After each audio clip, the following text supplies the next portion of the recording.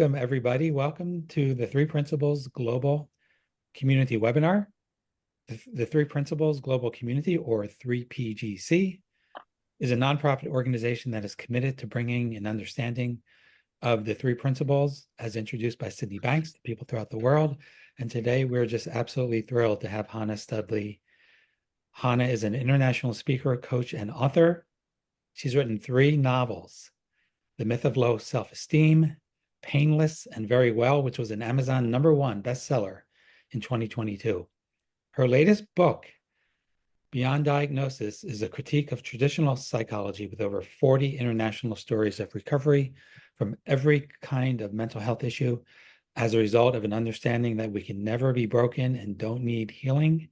I think it's going to be an understatement to say this book is groundbreaking. That's just my own editorial commentary. Hannah has diplomas in psychology and pharmacology and is a World Health Organization first responder and certified life coach. And so, Hannah, I'm going to turn it over to you. Thank you. Wow. Thank you, Tom. It's a real treat to be here. I feel very honored to be asked to come and do this webinar. And in the introduction there, because I sent that to you, and it says on the front cover of the book, it says over 40 international stories. I actually went through the contents. There's over 60. I need to change that, because I think when I got to 40, it was like, it felt like so many, and actually got to 60 in the end. I think there's 61 or 62 stories in the book. And I noticed there's a few people here tonight on the call that their stories are in the book, which is a real treat. So I just want to say to you, Tom's one of them, and I saw Judy's here, and Judy Nachis, and just thank you so much for contributing your stories. It was an honor to receive them, and I just want to thank you for being so willing, and to share what happened, with all of us. And I guess what I wanted to talk about tonight, well, it's evening for me. I'm in Jerusalem, in case you didn't know. And just kind of how I came about to put the book together, and some of the insights I got from reading the stories, and kind of where it's come to now. So it actually happened when I was sitting on my sofa right here. It was about 2 years ago now, and I remember sitting there, and I can't remember what I was thinking about, but it's suddenly, I don't know if you've ever had a kind of idea that just like lands in your head so much you can kind of feel it, And I had this idea that so many people in our community, in the Three Principles community, have recovered from some serious mental health issues. And I thought, what if I collected them and put them all together in one place? What a great resource that would be for all of us to access and to use. Because I'm guessing there's some coaches here on the course. I don't know about you guys, but often I'll talk to a new client and they'll go, yeah, but my situation's different. You've probably never been in this situation. And go, well, actually on page 200, there's someone who went through what you're going through, So it's really great now to have a resource in one place that we can all point to and use as evidence that there are no exceptions. And that was really one of my reasons for doing this, was to show that there are no exceptions to the understanding of the three principles, the message that Sydney Banks carried to us. And that's why I wanted to collect stories of men and women of all different kinds of diagnosis from all parts of the world. We got from Chicago to New Zealand to Oslo to South Africa. There's not a corner of the world that wasn't included in the book. From Argentina to India, it's everybody. The stories came from everywhere, which was also another honor and privilege to receive that. So the other main focus for me as I was writing the book and collecting the stories was the quote from Sydney Banks. It actually comes from The Enlightened Gardener Revisited, and it's on page 38. And I thank Dickon Bettinger for pointing this out to me once I told him my story. And he's like, that's such a big project. How are you going to do that? I'm like, well, I'll try. And he said, you need to read this quote. So I'm just going to read it to you. So it's on page 38. And I'll just read the paragraph because you'll see the context in which Sid is saying this. He says, on the other hand, if these thoughts didn't appear in their minds, these people would not be symptomatic. Or if the thoughts appeared and were seen as just thoughts, not as realities, the clients would not be categorized as having various mental illnesses. If they took these thoughts in stride rather than reacting to them so strongly, we wouldn't say they were mentally ill. And here's the quote: there need only be one generic mental illness, an inability to see the role of thought. So that's kind of was my kind of guiding, my guide, as it were, to when I was putting the book together, that there is one generic mental illness, and it's a misunderstanding of the role of thought. And if you've ever read any Sydney Banks's books, you'll know how he loves to use italics and capital letters for emphasis. So in this sentence, the word thought is capitalized and it's in italics. So I just want to talk about that for a minute, because he doesn't say the inability to see the role of thinking. I think he very deliberately said the role of thought. So thought is one of the three principles that he points to. And thought is a spiritual energy. And this is where I usually start moving my hands around, because who can explain spiritual energy? Right? I always imagine it as it's moving, right? That's what I remember from high school, that energy is always moving. And it's a spiritual energy. So I always imagine it going like this. Maybe it goes up and down. I don't know if it goes sideways. Right? I'm just going to imagine it goes this way. So all of us, excuse me, are experiencing this spiritual energy moving through our minds. And it's normal and natural. And I think sometimes thought can seem to be the enemy, like having those thoughts, we've got to get rid of those thoughts. That was how I treated my thinking for decades before I found this understanding. I was excellent at thought hygiene. I'd acquired a lot of skills like expressive writing and meditation, and lots of tools and techniques to manage my thinking and keep it healthy. Because I'll just touch on my own personal story for a minute. I experienced a lot of violence in my 20s, and I was mugged 3 times. And even after the second one, I was experiencing great distress, mental distress. It was the early 1980s, and I was living in the north of England. And my doctor sent me to a psychiatrist at Manchester Royal Infirmary Hospital. And I remember it took me 2 panic attacks just to get there, because I was terrified to leave the house. And the psychiatrist wanted me to tell her the story, which the first time I was like, okay. And then she said, tell me again. And I thought, okay, maybe she didn't hear me the first time. And she asked me a 3rd time to tell the story. And I was like, it's like, are you deaf? Why did I have to tell it again? It was so painful. And I think I only went for 2 appointments, because it was so painful to get there. And this is all she's going to offer me, is get me to keep retelling the story. And I remember in my head, I was screaming at her going, I do this really well at home. I need you to help me how to not do that. And I never went back. I only went for, I think, 2 appointments, because I needed help not to be up in my head reliving the story. So what I've come to now, and I think what the book has really shown me by listening to other people's stories, is that this misunderstanding of the role of thought is what causes a lot of our distress. And I'm going to go out on a limb now and make a statement. And I'm going to say that I guarantee you, if you were to open the DSM, I'm lifting up my DSM now so you know what it looks like. It's huge, right? This is the DSM, the current what's this, number 5, yeah, DSM. This came out in 2013, I believe. I guarantee you, if you open this on any page, it's like the Bible of psychiatry, where they list all the mental health diagnoses. There's 300 in here. If you open it on any page, I guarantee you it started with prolonged stressful thinking. Right? Think of any mental health diagnosis I'll just open it up here. Let's see. We've got cannabis-related disorders. Why would somebody be needing cannabis, right? Probably to calm down some thinking. We've got, let's see, schizophrenia. Like schizophrenia is, and I learned this from Dr. Bill Pettit. I am very privileged to have him as a teacher for many years. And Bill taught me that if someone is experiencing such distressful thinking, and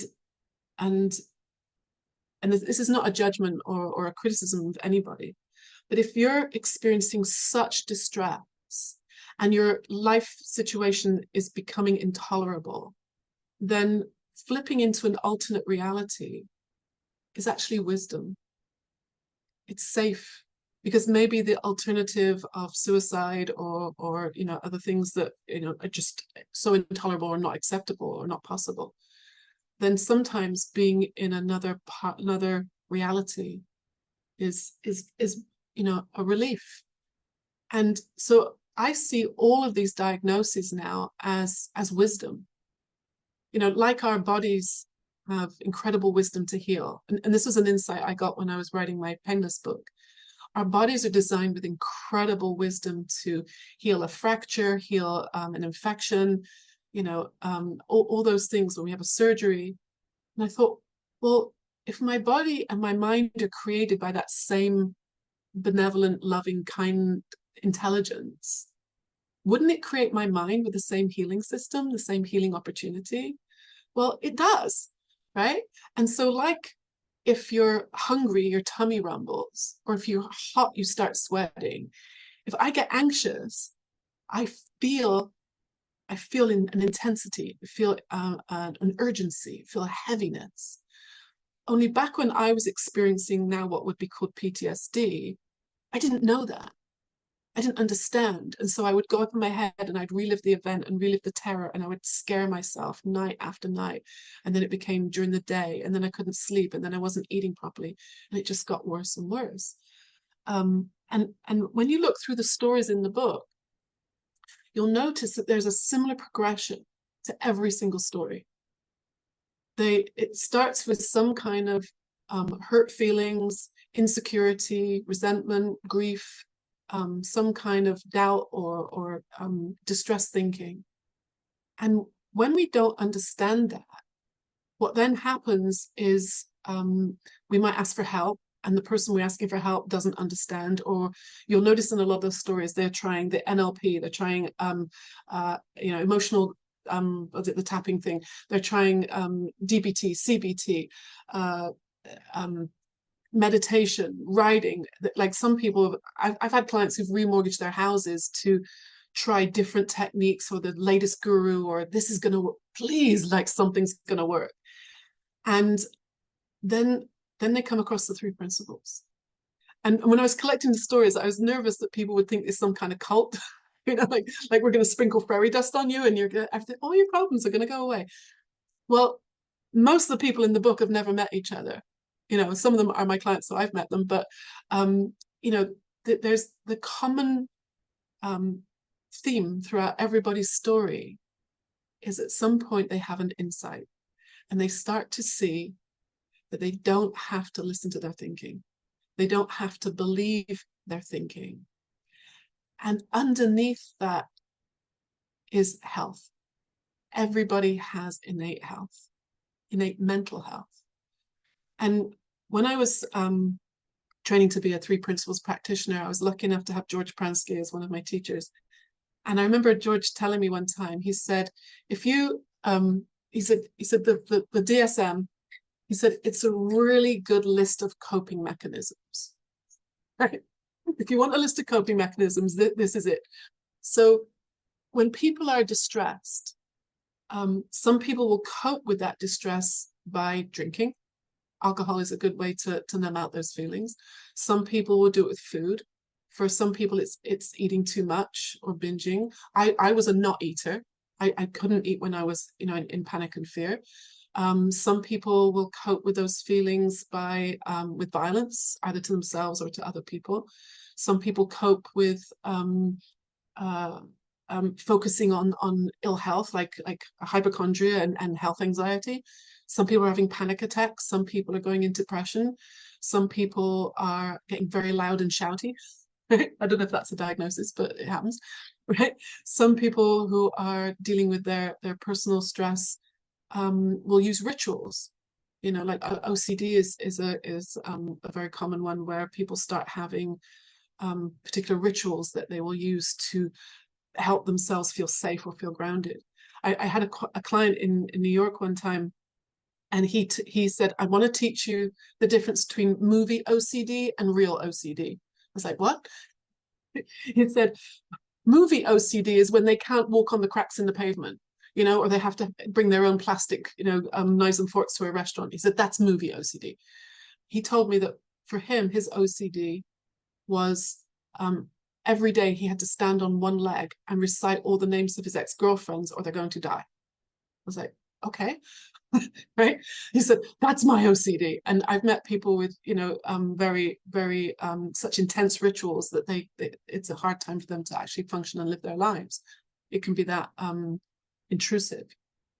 So what happened with all the people in the story is they started to see through this destructive thinking, and started to understand the nature of thought, whichever three principles teacher they came across, or maybe some Sydney Banks books or something. The common theme is they started realizing that there was nothing wrong with them, that they weren't broken and they didn't need fixing. Now, I've been saying this phrase, you know, we're never broken, for many years to my clients, and I've always believed it. It made total sense to me the moment I heard it. But it took me a couple of years further into my understanding to see why it is that we can never be broken. And the reason we can never actually be broken, no matter what we've been through or what has happened to us, what diagnosis we've been given, what labels, is because we are not our bodies. We are not what's happened to us. We are that place before thought takes a form, before it turns into trauma, or it turns into an urge to binge, or it turns into, you know, an urge to cut or drink. We are that formless energy, and formless energy can never be broken. And that is the most beautiful, freeing thing when you see that. And what just popped into my head is, I just want to tell you this. My favorite definition of a diagnosis comes from Judy Sedgman. Some of you will know Judy. And she told me this once. She said, a diagnosis is like, should imagine you've been off work with the flu for a week. You feel rotten. You've got a pimple on the end of your nose. You're having a bad hair day. Someone just scratched your car and didn't leave a note. And you missed that promotion at work because you were out sick. And you're like feeling like awful.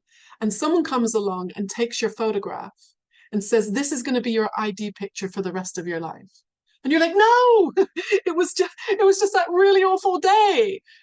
That's what a diagnosis is. It might describe you on that day.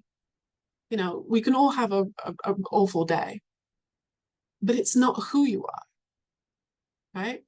It might describe us on one particular day, but it's not who we are. So I'm going to just wrap this up by telling you what's happening with the book now. You'll see it in my copy. I've got a lot of Post-its. The blue Post-its are all corrections. So I apologize to everybody whose name I spelt wrong. I apologize to everybody I got their credentials wrong. I'm just a girl with a textiles degree that I didn't finish. So doing something academic like this, you know, was a major achievement for me to put this together with a lot of help from all the people who contributed their stories. So I've just sent all the corrections to the editor today. So the next printing, hopefully there will be less problems. And the reason I wanted to do that was because Dr. Jack Pransky and Dr. Tom Kelly, who are both interviewed in the book, this is quite a funny story. They both got their books and independently decided that this needed to be turned into a research paper. And they both started going through the stories, pulling out data to turn into a paper. And they both reached out to me and said, I think we need to do this. You've collected all these case studies. The world needs to hear this.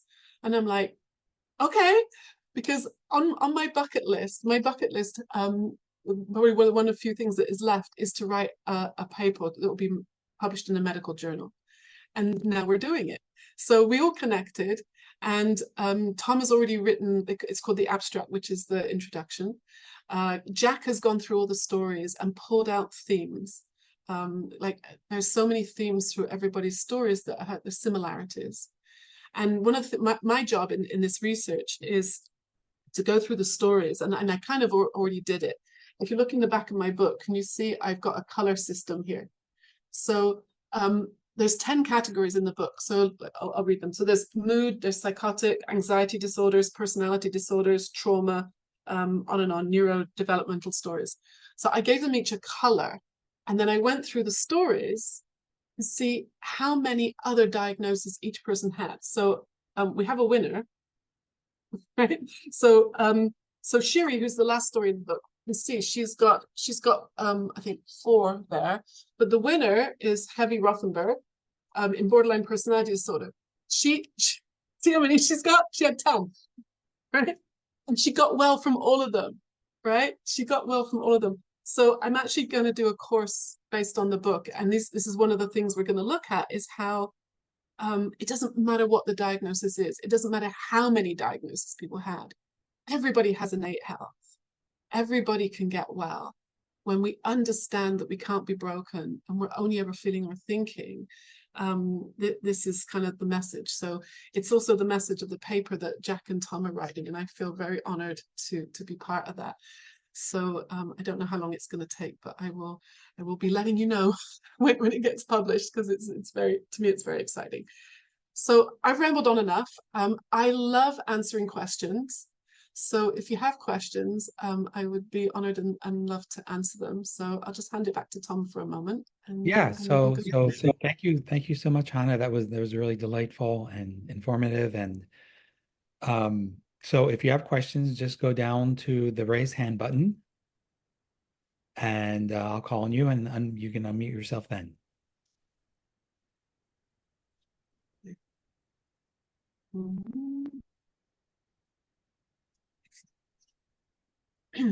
I do have something that came up in the chat, so I think I'll just read that. And it's when it comes to nighttime anxiety, what would you suggest doing to correct the self-talking?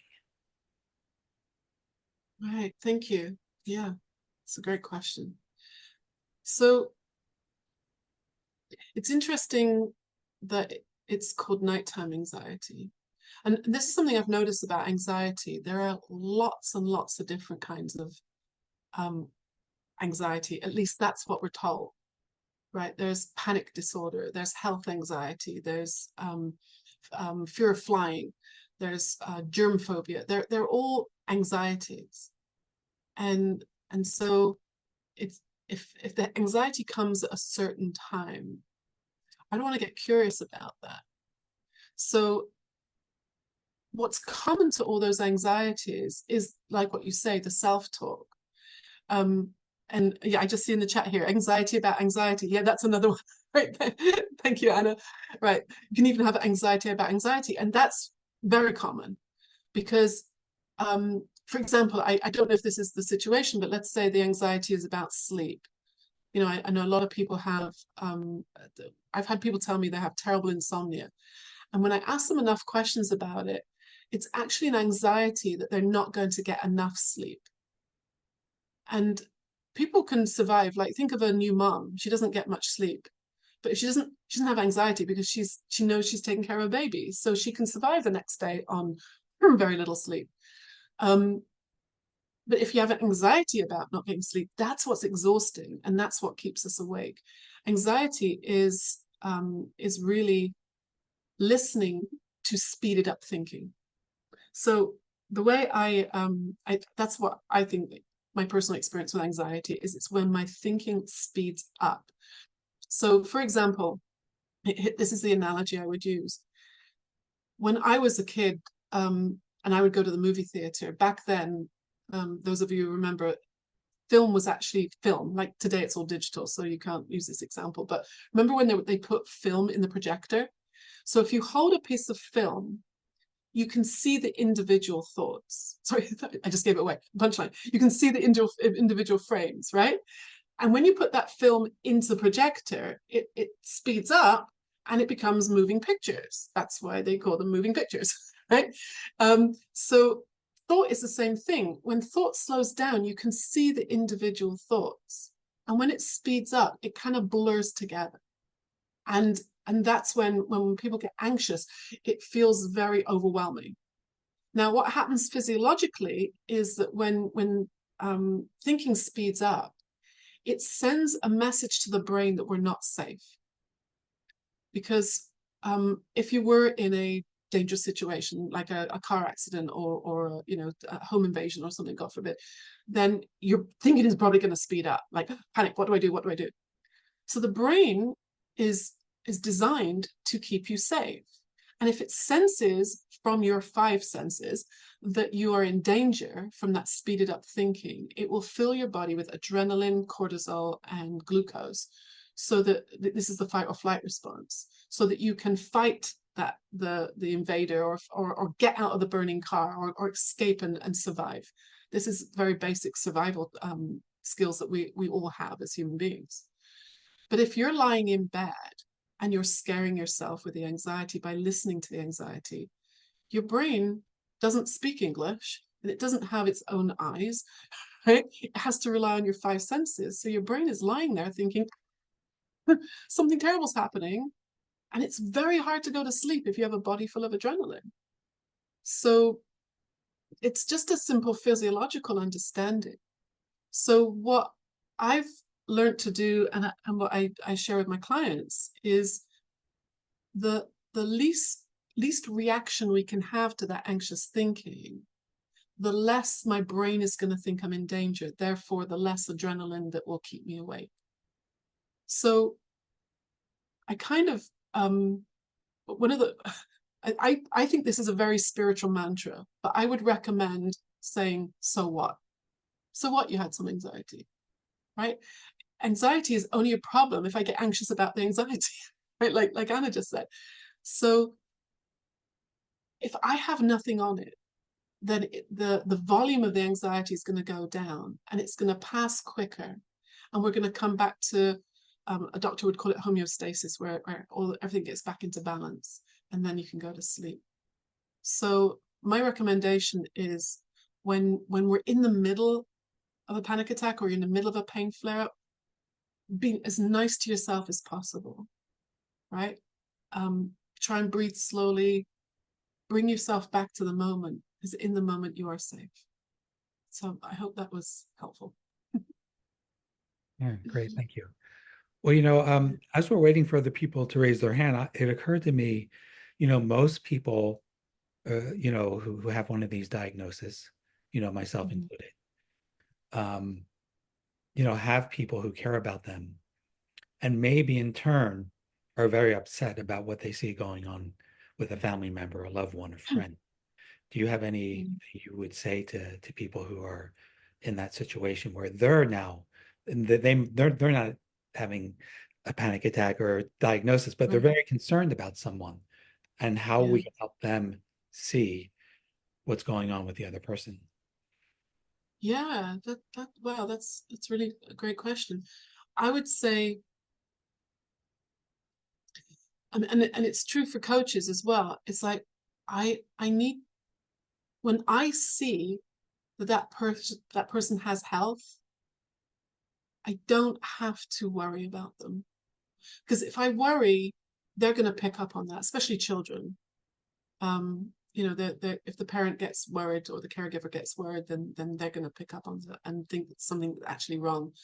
And children are, I've been using this example a lot lately, where imagine a child is having night terrors or too anxious to go to school, or something like a young child will say is like, mommy, there's a monster under the bed, right?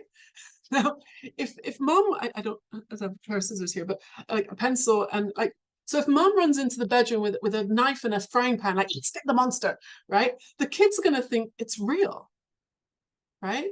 So no thinking, loving parent would do that. We'd calm the kid down. You'd say like, no, there's no monster under the bed, honey. Let's have a look. Let's get the flashlight. We can see there's nothing there. You're totally safe. Mommy and daddy are here. You're not going to be hurt. I want to calm them down. It's the same for an adult. If an adult, if you're caring for an adult who's really struggling and suffering, we want to help them see that they are okay, that we're safe, that it's going to pass. You know, let's say you're with someone who's having a panic attack. This is something I learned as when I was training to be a first responder. It was interesting when I did this training. One of the first things they told us in the class was that if someone is stabilized at the situation, like say they're catatonic because they've just been, you know, a fatal accident or something. If someone is stabilized at the situation, they are 85% less chance of getting PTSD afterwards. And that made perfect sense with a principles understanding, because stabilized means bringing them back to the moment, bringing them back to where they're safe. So if you're with someone who's having a panic attack, if you're with someone who's, you know, really struggling, one of the things I was taught to do is to just gently hold their wrists or their hands, if it's appropriate, and just squeeze, just really gently, and they'll go, and they might even actually know, they're like, "What are you doing?" And you're bringing them back to the moment, and then you can talk to them, help them to feel safe, so that when they leave or they go home or they go back to bed or whatever it is, you want to bring them back to a sense of safety and that they're going to be okay. And you might have to repeat that. Some people will go, they'll calm down a little bit and then they'll forget and they'll panic again.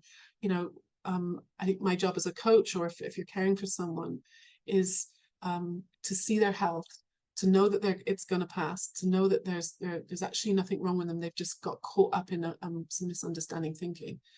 And breathing, bringing them back to the moment is often, you know, a very helpful thing to do. Yeah. Yeah, great. Well, thank you. We have some hands up now. Marcella, go ahead.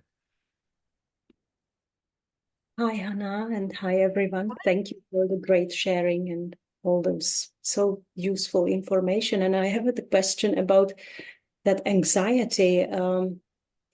What if even though one knows about the three principles, even though I have heard a lot about it, and what if yet somehow even that I don't know what I have been thinking about, and it has reflected in my physical body to that extent that I ended up at the emergency.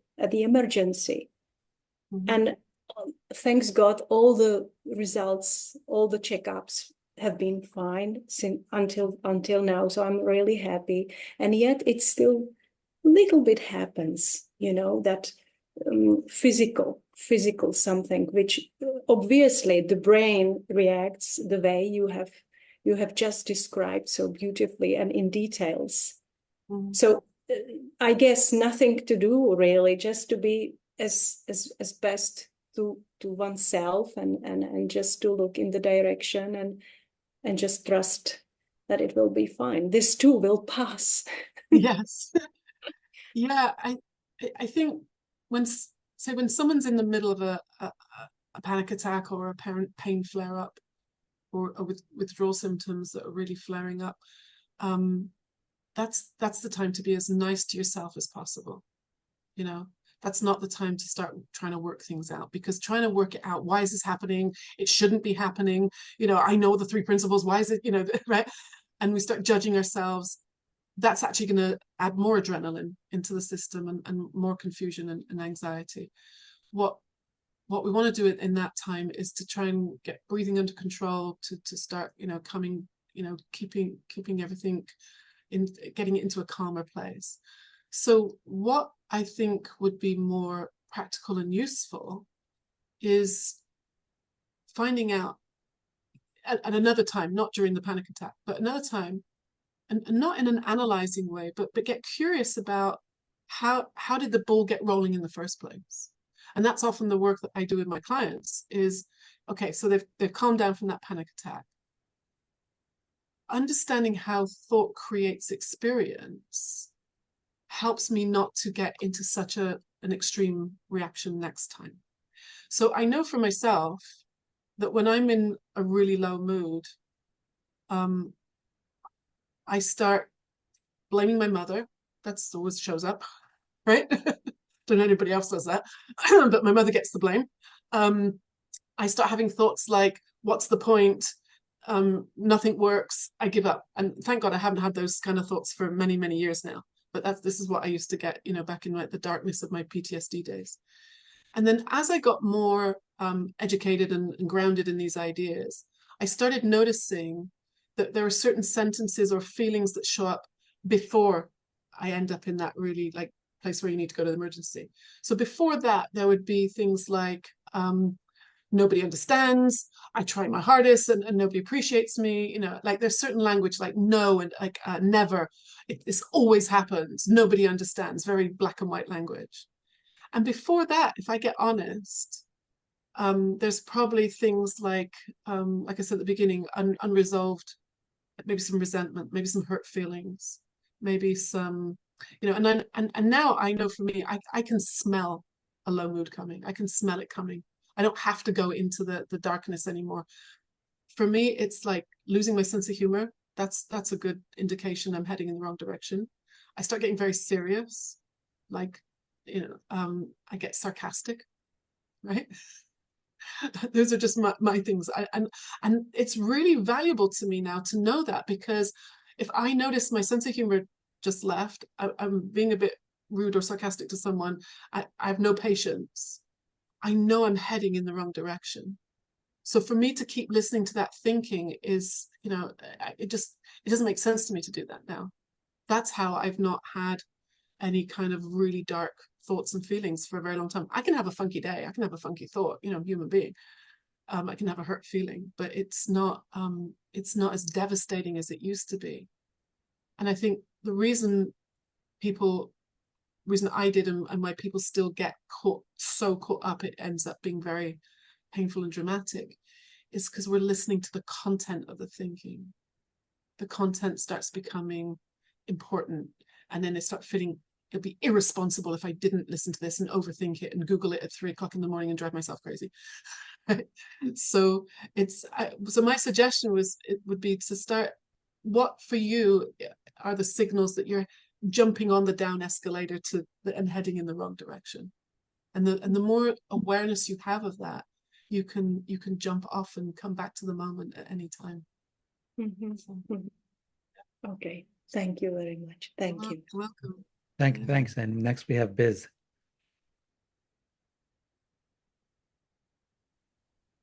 Hello, Hannah. Nice to meet you. Thrilled to meet you. And thanks for everybody today. This is such a wonderful, timely, power-packed webinar. Thank you.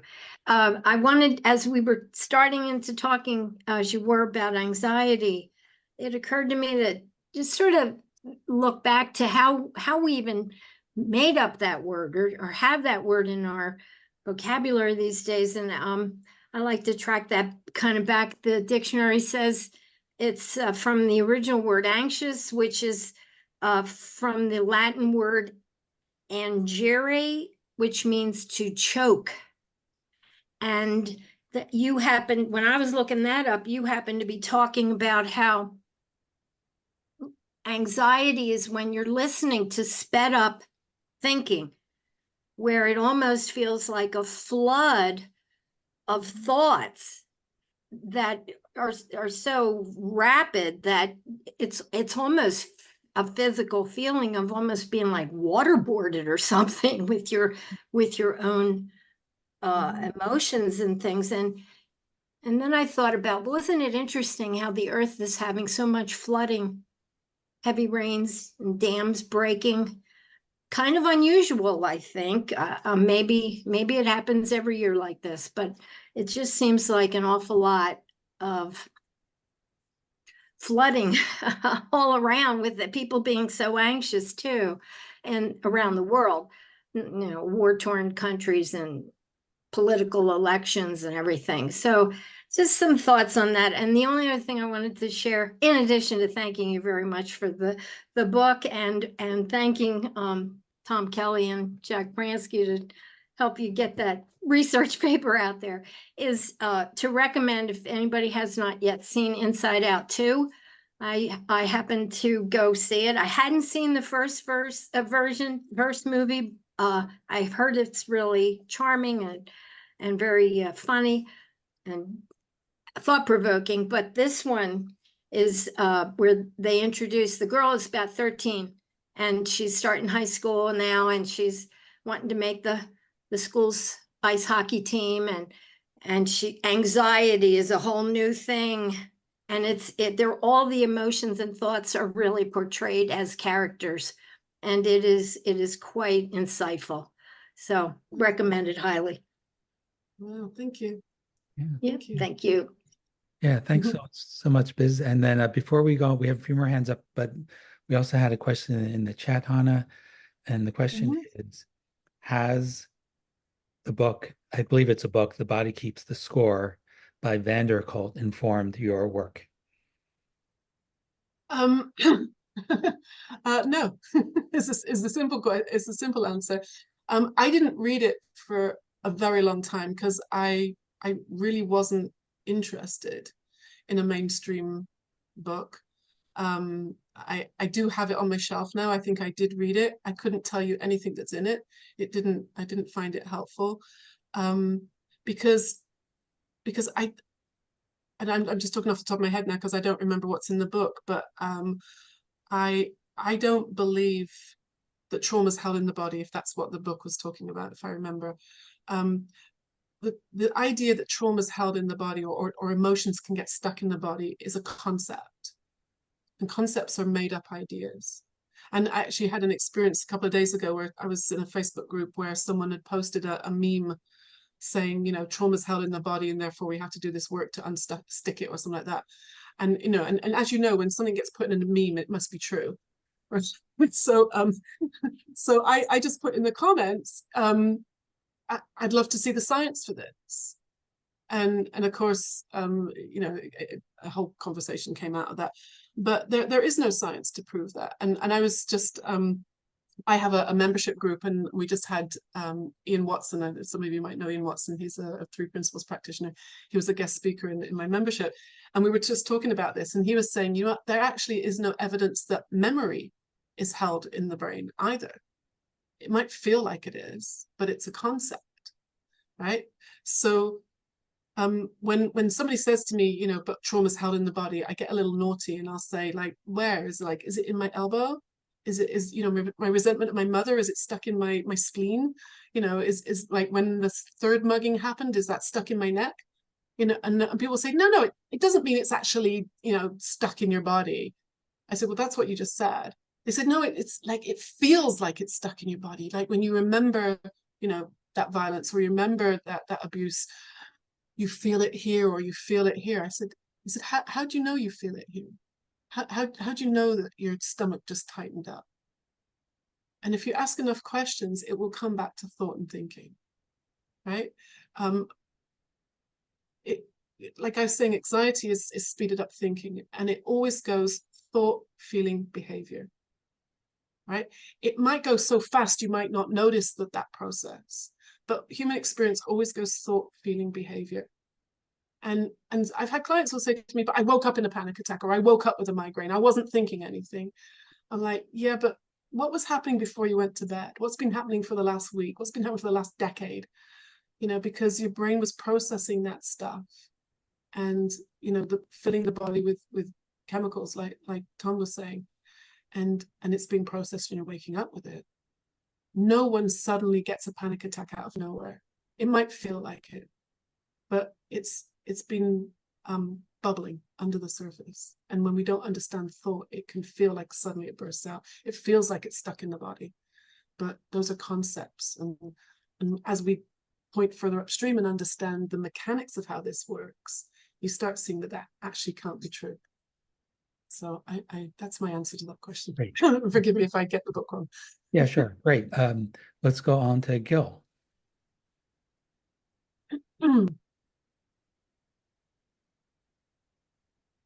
Hello, Hannah.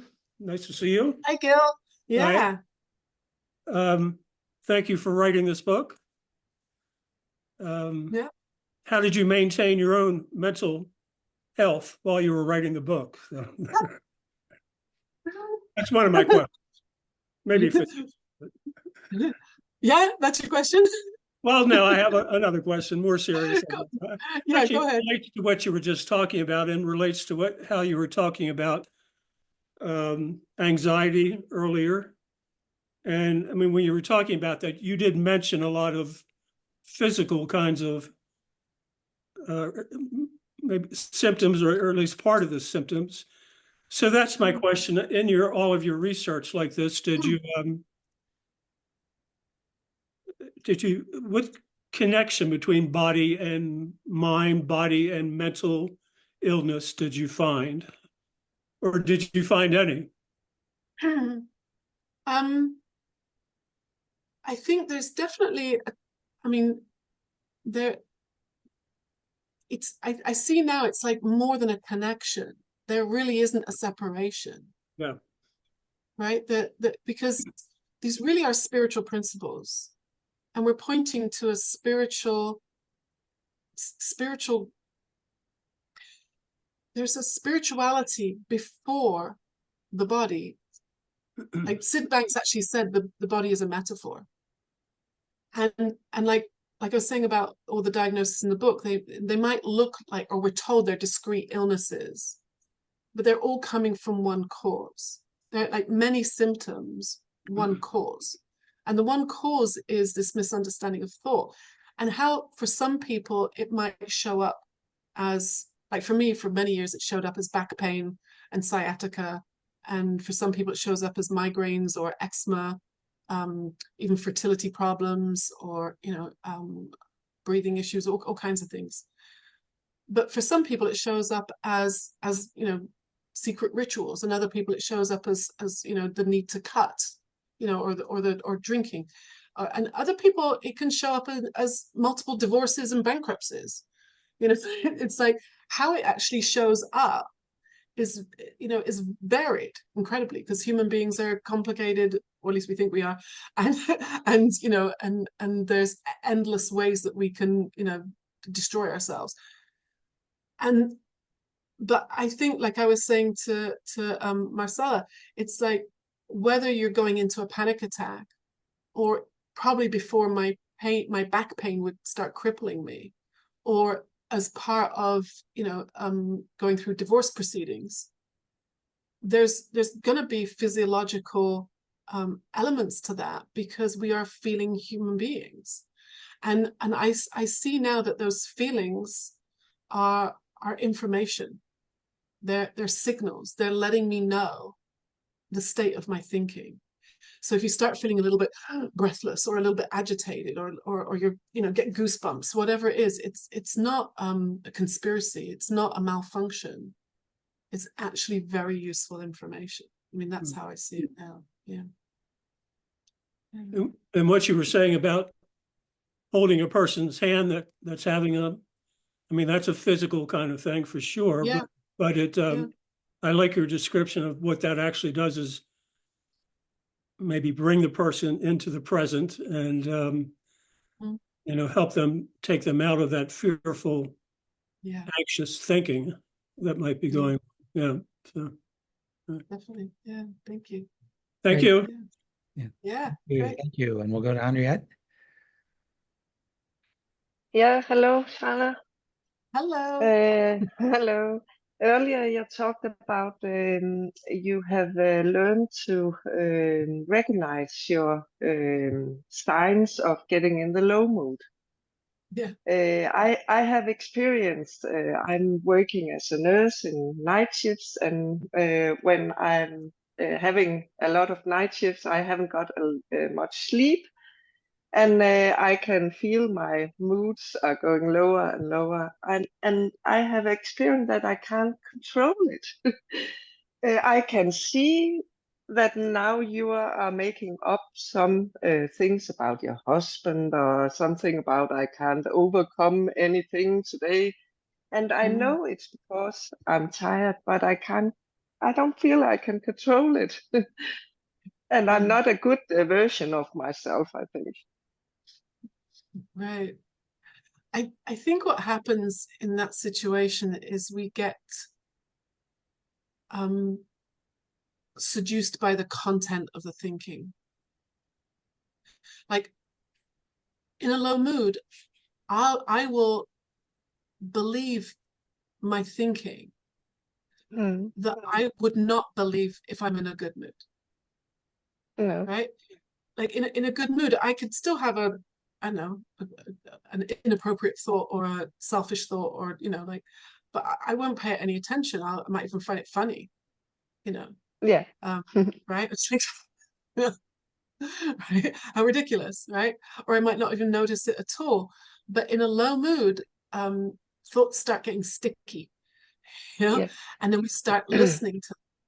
So the problem isn't actually in having the thinking. The problem is that we're listening to it now.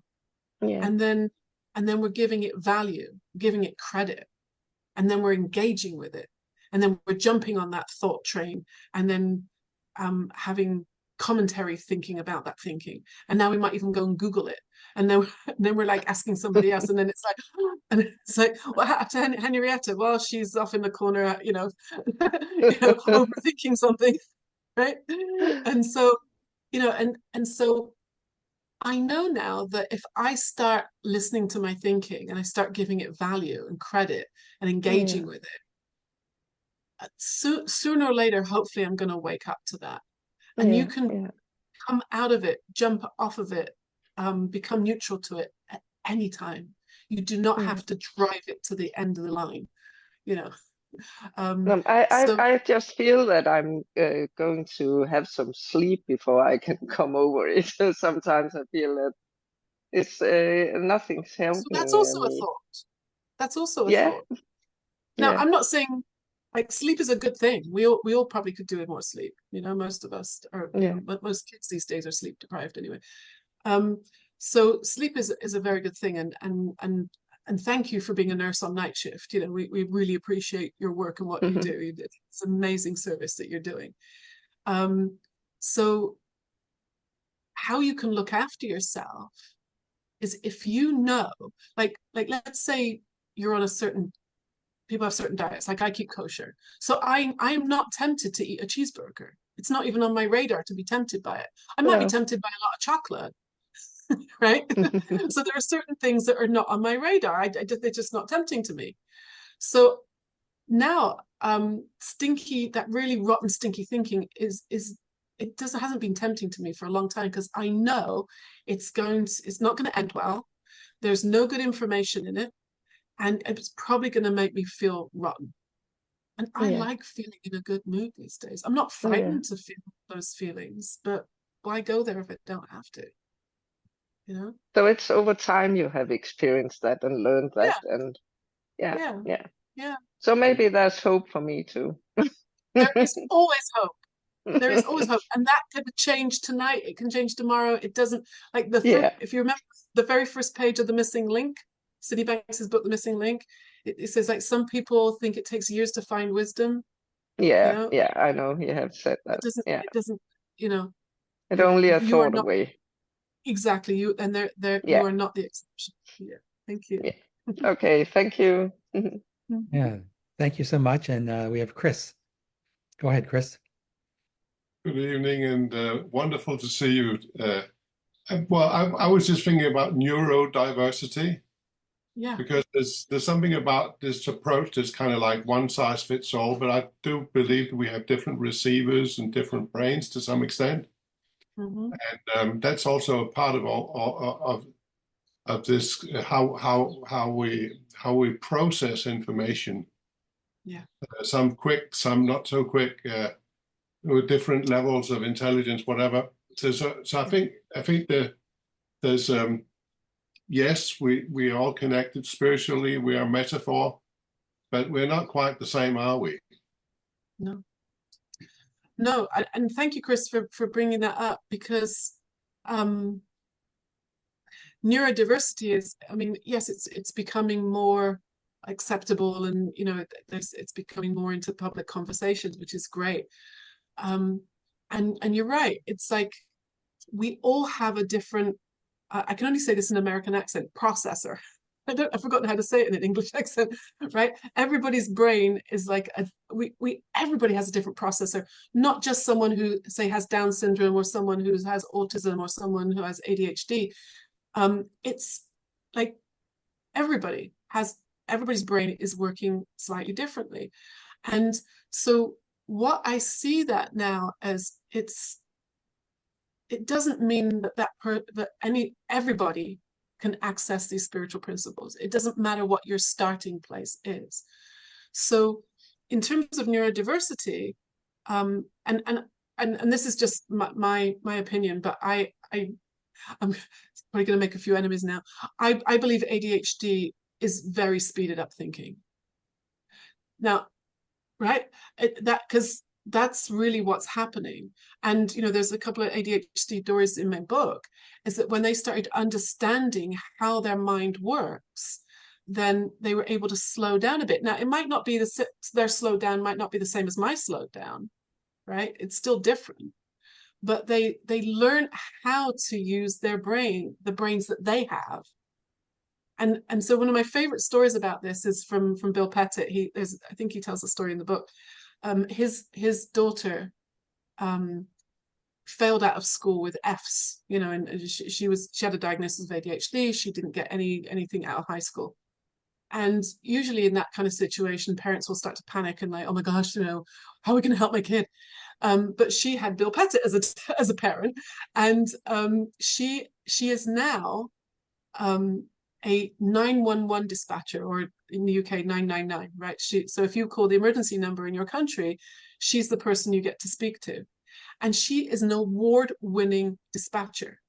What a brilliant way to use that very fast mind she has. So instead of spinning out of control, she learned how to use what she has really well, and is not only in a job that gives her, an income and self-esteem, and not that her self-esteem is coming from the job, but it's help. She's functioning really her best level, and being of service to her community. I mean, brilliant, right?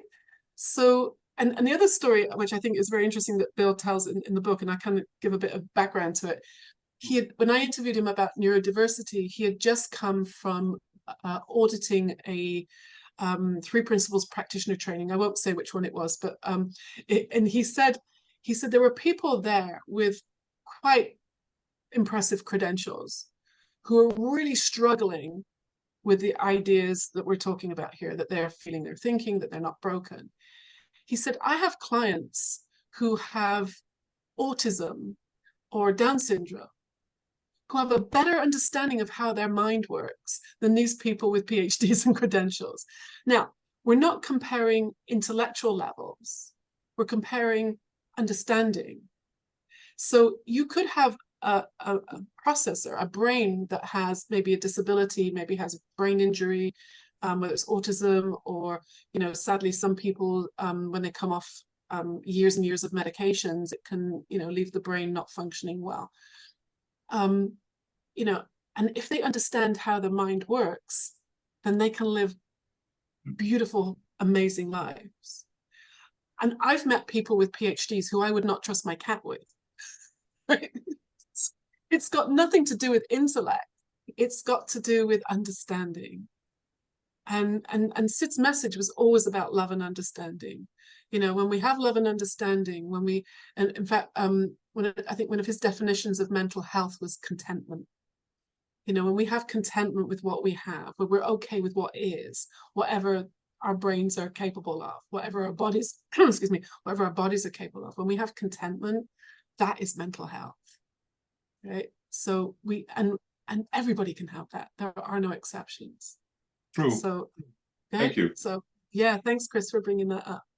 Yeah, thanks, Chris. And what a beautiful way to wrap up this webinar. And I guess, Hannah, before we close, do you want to say anything about?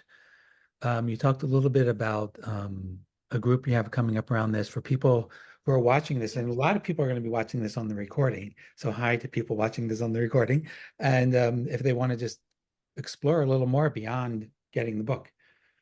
Yeah, thank you, Tom.